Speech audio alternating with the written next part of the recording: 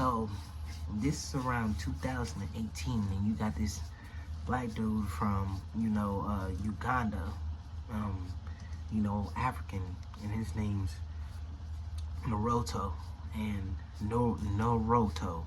And what happened is he ended up, graduating college and electronics and stuff like that. So he ended up getting a break in his semester, so he ends up,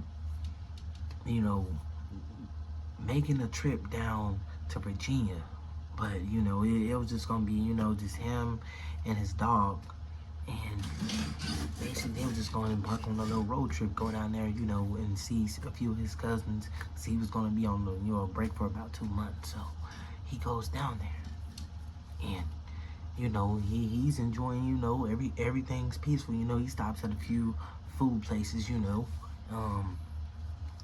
digs in, gets some gas, and, in about 9 hours, he ends up making it down there. So,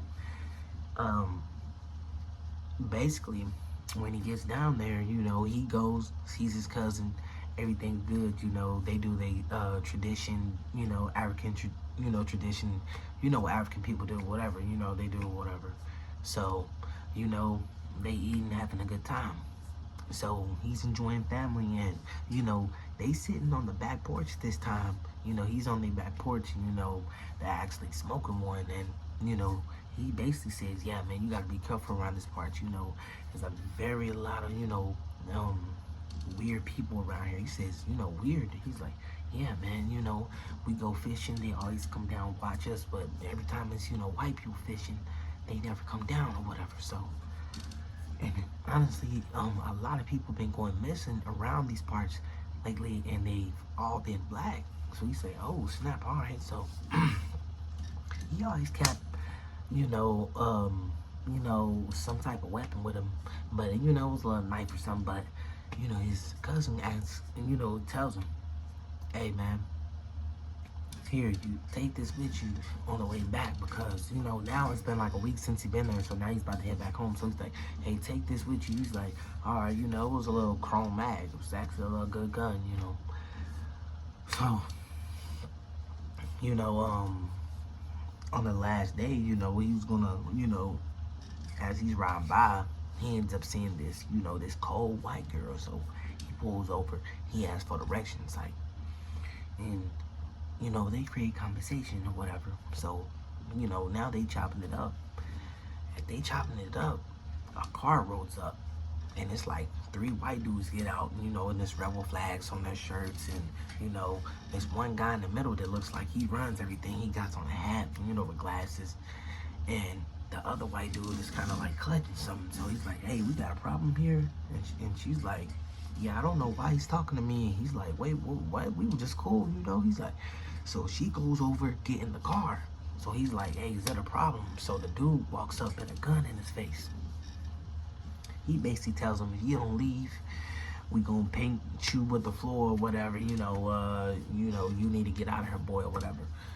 So, they basically making him back up or whatever. So the dude's like, hey man, I don't want no trouble. He's like, it's gonna be some trouble if you don't leave. So they basically looking at him.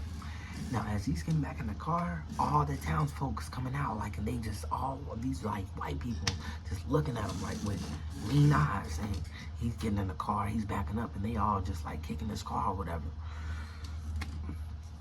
When he drives off, he ends up basically seeing, the white girl, set him up, and she's just looking at him in the rearview mirror as he's driving off. And as he's riding, he actually sees a sign that says, no blacks allowed. So, he remembered the gun that he had or whatever. So now it's nighttime. He's on the road. He sees all of these headlights. Like it's like 3 cars trailing him, and they start shooting at him. So as he's going, he takes his gun out. He's already off safety, and he starts. They on the side of him. He shoots the tires out. They crash. He keeps going. So he eventually makes it to the interstate, a few shortcuts, and he makes it back home. Now, when he got home and he called to see what happened about that, it wasn't no reports or nothing. So he found it kind of weird, So when he gets home, he gets a little note slid under his door, and it says, "We'll be back for you, boy," and all that. So he ended up, after the threats, he ended up moving, packing up, leaving. So yep, and he been, on the low radar ever since. Yeah, if y'all like this story, like, comment, subscribe. Peace.